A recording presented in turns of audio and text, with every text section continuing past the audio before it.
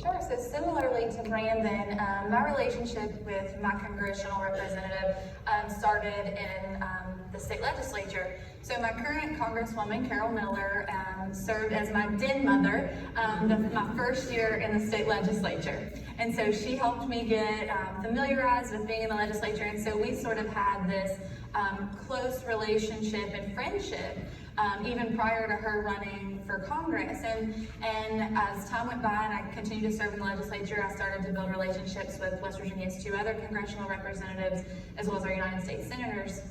And through my role as Republican National Committee woman, I've been able to build those relationships and encourage them that Israel is such a vital role in our party platform as well as for West Virginia. And so those friendships have grown over time and have actually prompted the ability to have conversations with them on this specific issue. Great.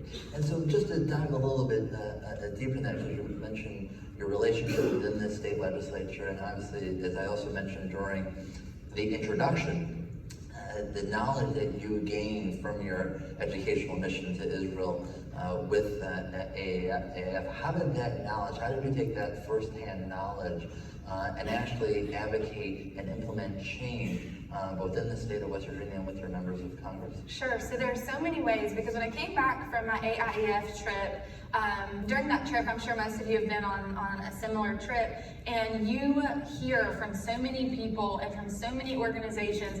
And I don't know about you, but I went back to my hotel every day crying practically, because there were so many things that I learned and that I could take back to West Virginia.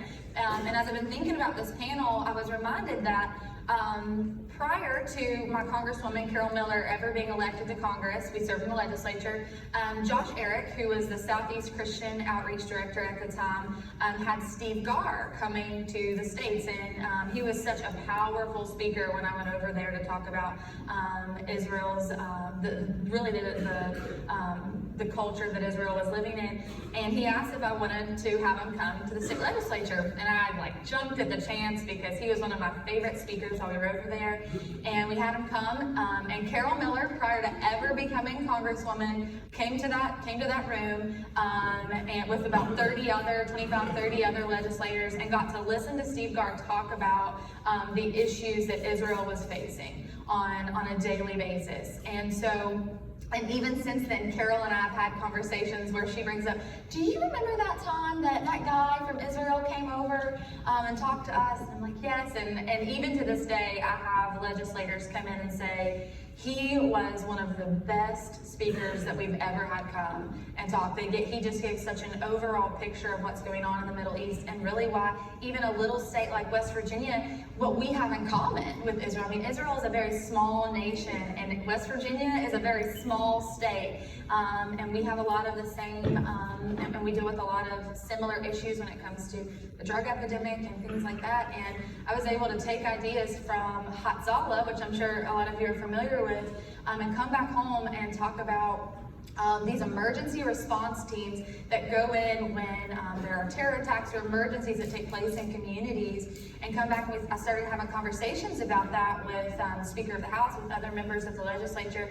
We were actually able to form a bill that implemented something similar that was made up of different members of the community, whether it be ministers, counselors, emergency response, law enforcement, that all came together when someone is struggling with addiction, and they're able to sort of combat that in an effective manner that was sort of modeled similarly to what Hatzalah, what I learned from Hatzalah.